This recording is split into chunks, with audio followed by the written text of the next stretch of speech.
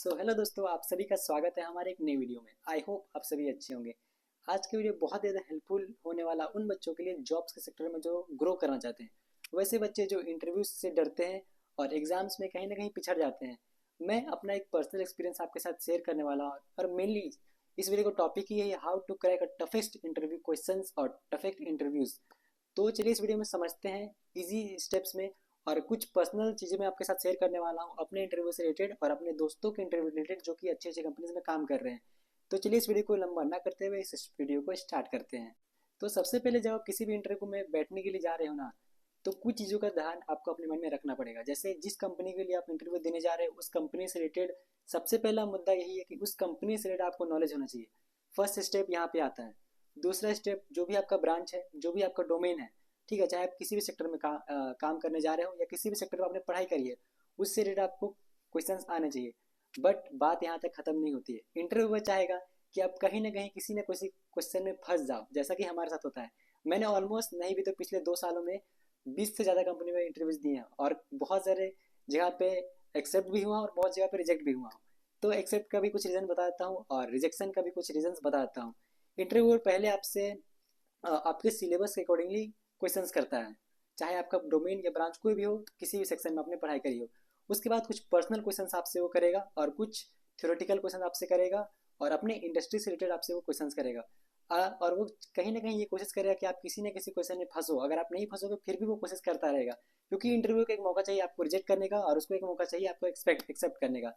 Rejection कहाँ कहाँ पे आता है जो अभी तक मैंने देखा है। अभी तक रिजेक्शन पहले तो आपसे वो कुछ बेसिक क्वेश्चन पूछेगा, फिर उसके बाद कुछ टफेस्ट क्वेश्चन पूछेगा आपके डोमेन या ब्रांच से रिलेटेड। और उसे वो पता रहेगा कि आप उस क्वेश्चन का आंसर नहीं कर पाओगे, क्योंकि आपका क्वालिफिकेशन कुछ और है और आपसे क्वेश्चन कुछ और करेगा और वो एक्सपेक्ट करेगा कि आप उसके आंसर कुछ और करो। तो यहाँ पे आपको फंसना नहीं है।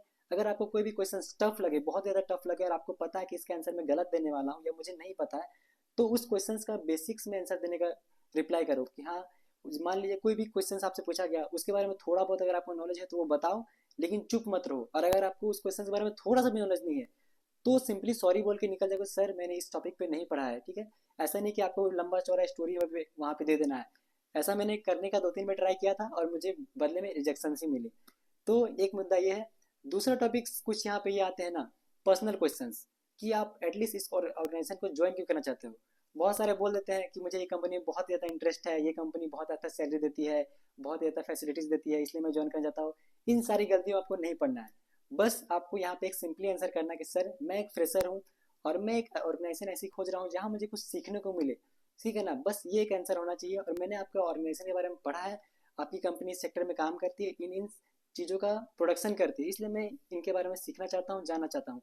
जहाँ पे आपने अगर सैलरी की बात कर दी, फैसिलिटीज़ की बात कर दी या कुछ और ऐसी बातें कर दी जो इंटरव्यू को लगे कि नहीं, ये बच्चा के मन में कुछ सिर्फ सैलरी से रिलेटेड क्वेश्चन आ रहे हैं या कुछ और क्वेश्चन आ रहे हैं, तो वहाँ पे भी आपको बदले में रिजेक्शन से देखने को मिलेंगे।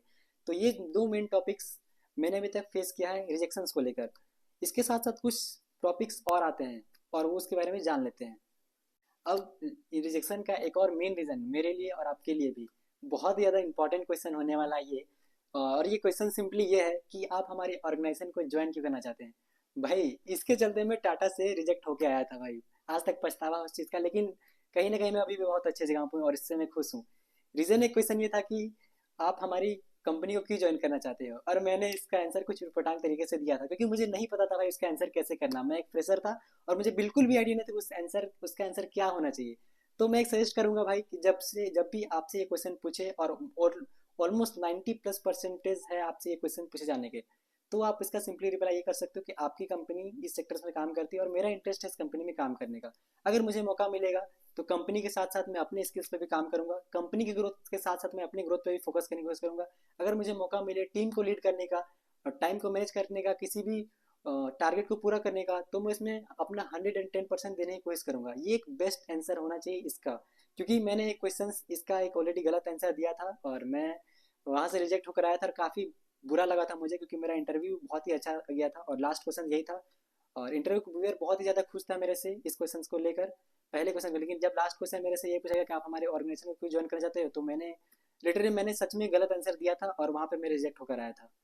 तो ऑलमोस्ट मैंने सारे क्वेश्चंस बता दिए रिजेक्शन को लेकर कि आपको कहाँ कहाँ पे रिजेक्शन देखने को मिलेंगे।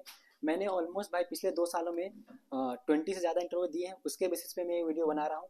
अगर आपको और भी कुछ डाउट्स हैं जो आपको पूछने हैं कंपनी से रिलेटेड या इंटरव्यू से रिलेटेड या क्वेश्चंस हो किसी भी इंडस्ट्री से लेकर, तो प्लीज़ कमेंट सेक्शन में अपने डाल दें। हम आपके आपके कमेंट्स के रिप्लाई करते आए हैं और हमेशा करते रहेंगे और उस पर वीडियोज़ बनाने की कोशिश करेंगे। तब तक मिलते हैं किसी नेक्स्ट वीडियो में किसी नए टॉपिक के साथ। जय हिंद, जय भारत।